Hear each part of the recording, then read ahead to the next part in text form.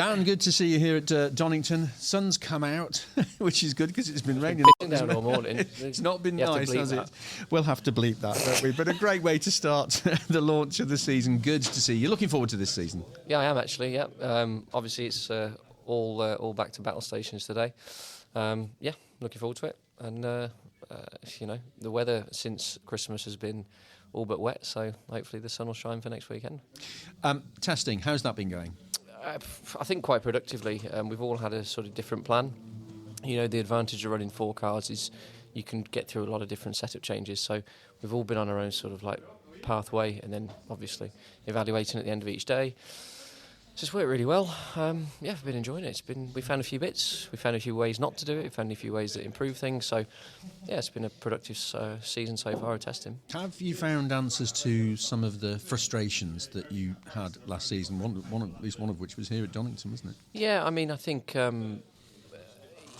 yes. Each of us have got a different driving preference and a different driving style. So it's been trying to hone in on what we actually really, really like, as opposed to having all 4 cars the same. So I think we have. You'll never know that, will you? Because ultimately it's winter testing, and everybody's on their own program, and you don't know the tyre mileage people are using, you don't know the fuel load they're using, you don't know how much hybrid they're using, if any. So yeah, it's we won't know until the flag drops for qualifying in 2 weeks' time or whatever it is. The new hybrid, push-to-pass, boost, DRS, it's been called all sorts of things already this morning. I think Sam Osborne calls it a whippy button or something. So there you go. Well done, Sam. What have you made of it so far? I mean, I've been told that it's really noticeable. Yeah, I mean, we haven't really tried it that much in our testing programme because we haven't been wanting to utilise it, but across the 4 cars, we've all used it individually at certain times, and it is now noticeable. It makes a difference. It is a true push-to-pass. So I think the championship will be very different to what we saw probably for the last 2 years. I think we could quite easily go back to having multiple different winners throughout the year. Just because if you've got the hybrid and you're racing cars that don't have it, you are going to go past them. Do we run the risk of the championship group all moving together? Probably, as the championship order and the hybrid allocation's close. I think they'll move up and down the grid together. But it'll be good, I think it'll give everyone a good opportunity to get on the podium. And I think it's going to mix things up, It's not just the hybrid that's changing, it's the tyre regs and the qualifying regs and everything, really. So it's a big mix-up. Big strategy changes. There's going to be some big decisions with the team, isn't there? Yeah. I mean, we're almost at the point now of needing people to properly analyse this throughout the race day as the day evolves, because,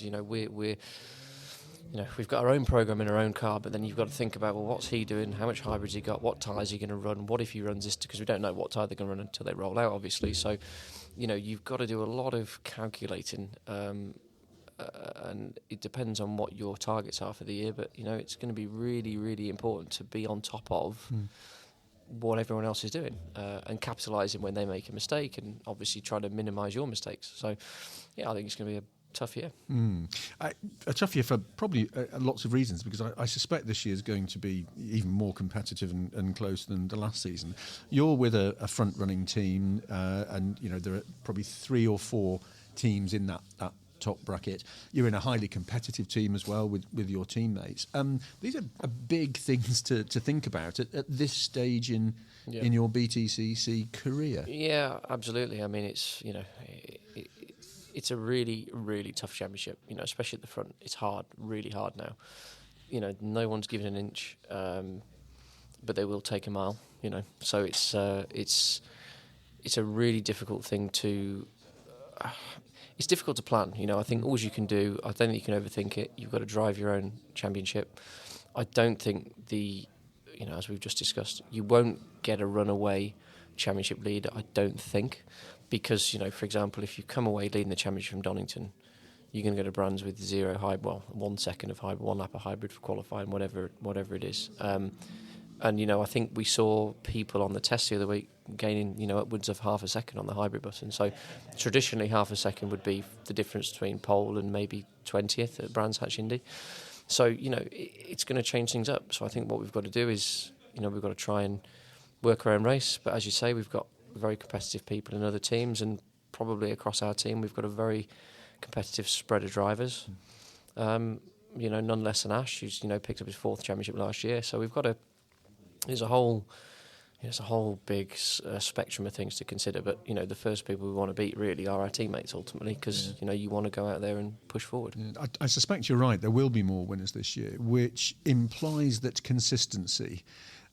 For whoever doesn't win each race, the 2nd, the 3rd, the 4th, picking up the points, that is going to be the campaign objective, isn't it? That's going to make the difference when we get to the back end of the season. I think so. I really do. I think if you can just sit and be really, really consistent, it's when you look at the points and you look at the charts and you go back through all the historical years and what points people won with, you'd probably say this is a very Colin Turkington-esque year, I think, coming up. Colin knows how to play the game.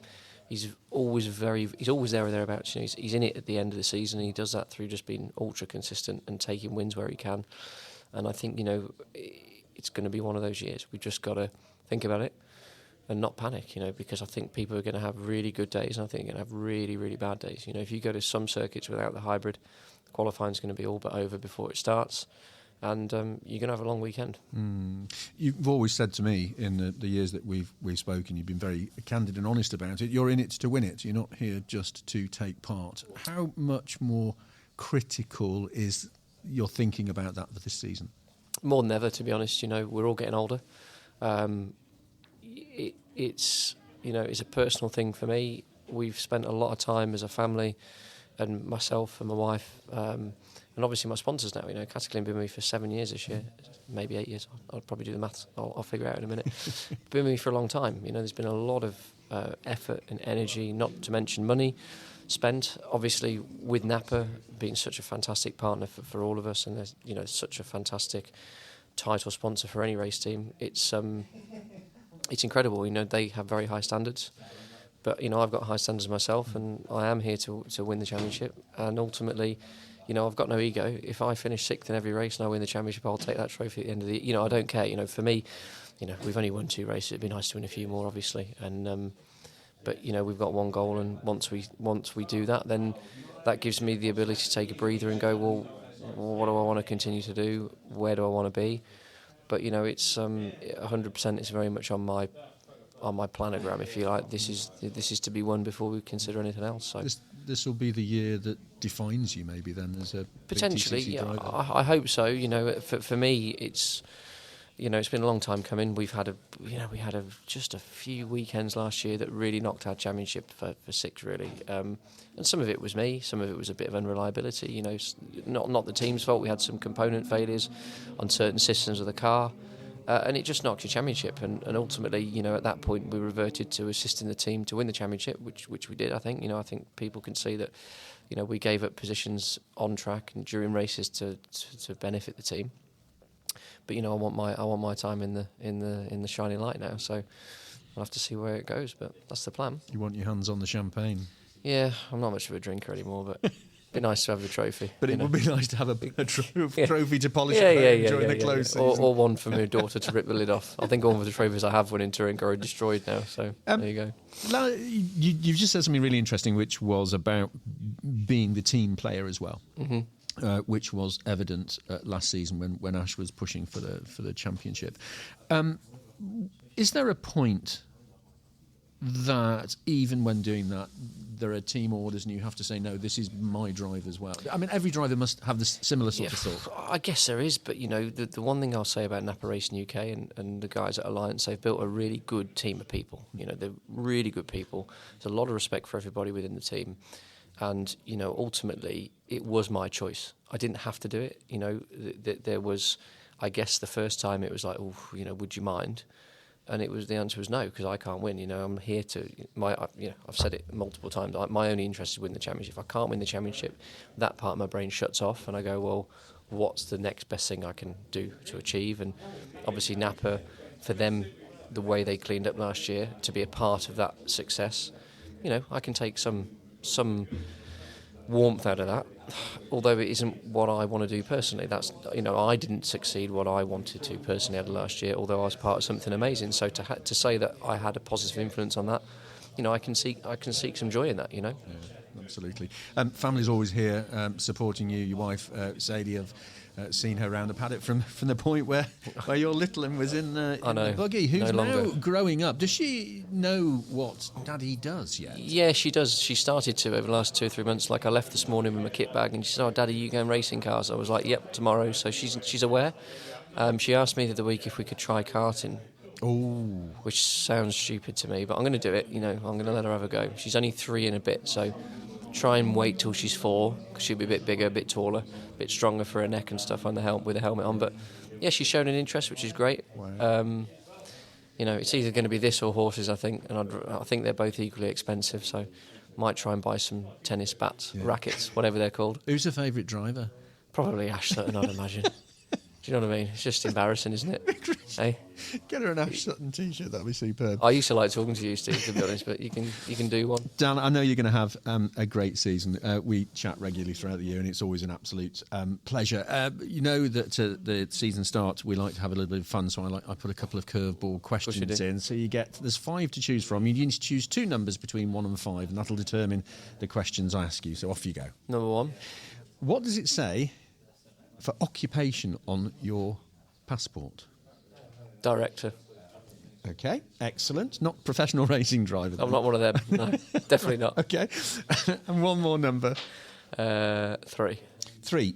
Which driver, living or dead, would you most like to race against? Well, that's an interesting one. I thought you could say like to have dinner with. You don't want to race against any of the good ones, do you? They'll show you up. I don't know. It would be incredible to have shared the track with. There's so many, isn't there? But you know, your Lauders, Sennas, James Hunt would have just been a riot, I'd imagine. Schumacher. You know, there's too many to name. But for me, my hero growing up was always Schumacher. So it would be a privilege to drive and race against him, I guess. Fantastic. Dan, really good to see you. Have a great season. Thank you very much.